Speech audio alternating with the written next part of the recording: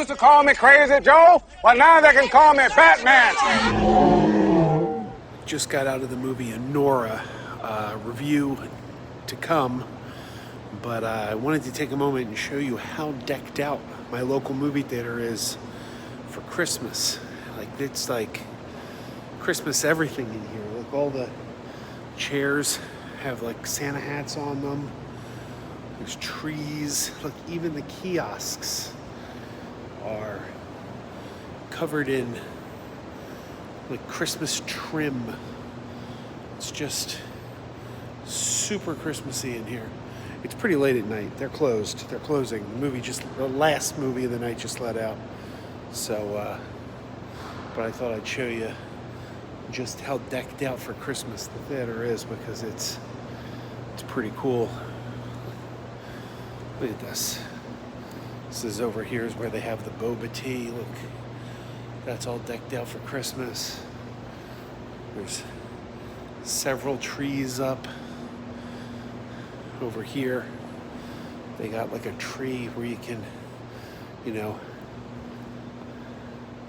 take a child's name, give something to the Salvation Army, to a kid in need. I did that. I grabbed a name last time I was here. I haven't brought the package back yet. I'm still waiting for one item. It's coming from Amazon, but yeah. My local Regal, all decked out for Christmas. It's kind of nice.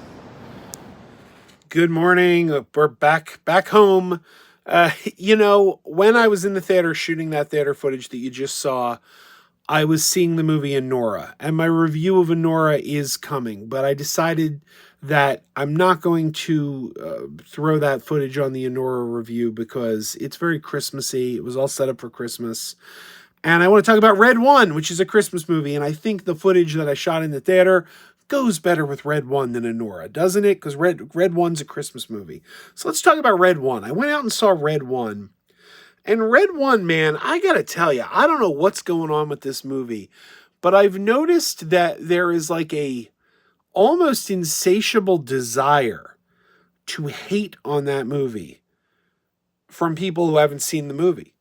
Before it ever opened, people were like, this movie's going to bomb. This movie's going to be garbage. This is going to blah, blah, blah, blah, blah. Legitimate film pundits like John Campea just seemed to have a real desire to hate on that film. And I couldn't figure it out because the trailers were a lot of fun. I mean, it looked like a very fun premise. And I'm looking at, like, we got likable stars in Dwayne "The Rock" Johnson and Chris Evans. This is a good cast. The premise, Santa's missing. They're trying to find Santa. They bring in kind of the naughty lister. It just seems like a fun idea. And I was like, what is it about this film that has everyone so primed to hate it? I don't know. But I went and saw it the other day, and I'll tell you, I really like it. It's a fun movie. It's exactly the movie I thought it was going to be. It's exactly the movie that I got from those trailers. I had a great time watching it. It's not that the film is without its problems, because it does go on about a half hour too long. They could cut about a half hour out of this film easily. But the premise is you've got J.K. Simmons, always great J.K. Simmons, as Santa Claus. And he's a different kind of Santa. He's not exactly the Santa we're used to. He's not the jolly fat man. I mean, this is a weightlifting, tough guy Santa who, but he's a Santa of the people. Like in the opening scene, Santa needed to go to the mall. He needed to go to the mall and connect with the kids. By the way, I'm wearing my Santa glasses today. I don't know if you can see that. I'm wearing my St. Nick's, so it's appropriate. But yeah, no, Santa needed to connect with the kids. So the movie opens, he's in a mall in Philly, no less. They mentioned that he's in Philadelphia, so that's really cool.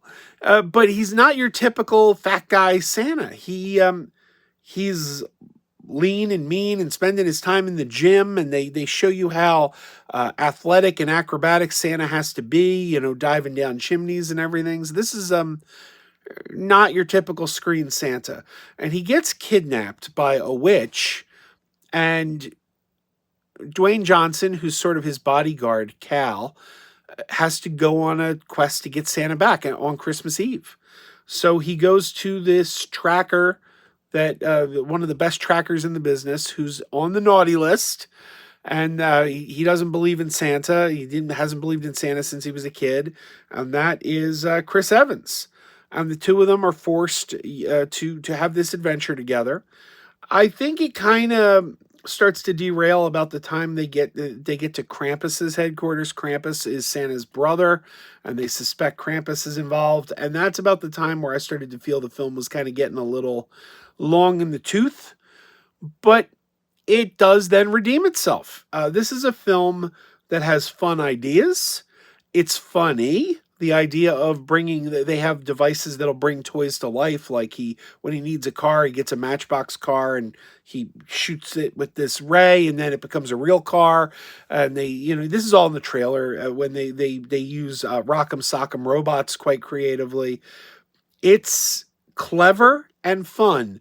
But more importantly than that, this is a film that is filled with Christmas cheer. When you get to the end, it's just brimming with the Christmas spirit. I walked out with a huge grin on my face. This film has the potential to be a Christmas classic. It's not doing so great in theaters, but the fact that it's playing in theaters is a wonderful thing, because it gives the movie a level of importance that a direct-to-streaming film wouldn't have. So this film is going to go to streaming. It's going to eventually live on Amazon Prime. It is an Amazon film. And when this film goes to Amazon, unlike most streaming films, people will have heard of this film because it had a theatrical run. I think it's going to do quite well on streaming.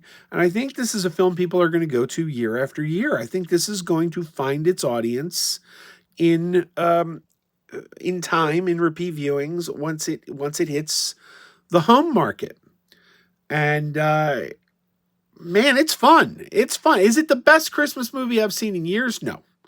The best modern Christmas film came out 2 years ago, and it's called Spirited, starring Will Ferrell and Ryan Reynolds. It's streaming on Apple TV Plus. If you haven't seen Spirited, check that out. Best Christmas movie in decades. I don't know what was the last truly great Christmas movie that got kind of added to the pantheon. Like every year, for years, everyone would watch White Christmas or It's a Wonderful Life, and then the 80s rolled around and you got your Scrooged and your Christmas Vacation.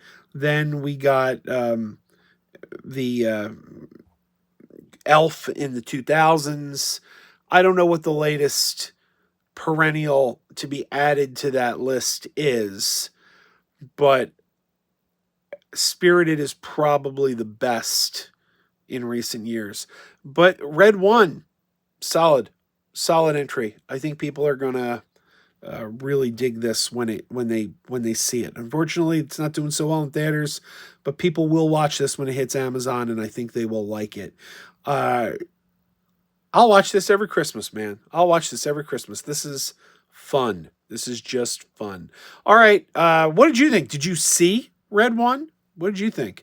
Are you one of those people who had this desire for this movie to fail? I don't get that. Like, what is that? It's like you have a vested interest in the film's failure. Are you getting a check if it fails? What is that? I'll never understand it. And kudos to the Regal Warrington on their Christmas decorations. The place looks great. All right, everyone. Until next time, keep wearing those pajamas. Keep wearing those pajamas with the plastic feet. Keep wearing those pajamas. Tell everyone you meet. Keep wearing those pajamas with the back door flap. Keep wearing those pajamas. Don't open, it's a trap. Oh no, it's a trap. Some people call them PJs, some people call them jammies. They can come embroidered with big money and no whammies. They can have 100 tiny commander pajamas, but no matter how they look, just keep on wearing those pajamas. Keep on wearing those pajamas. Keep wearing those pajamas. And now we're having fun. Keep wearing those pajamas. And now the song is done.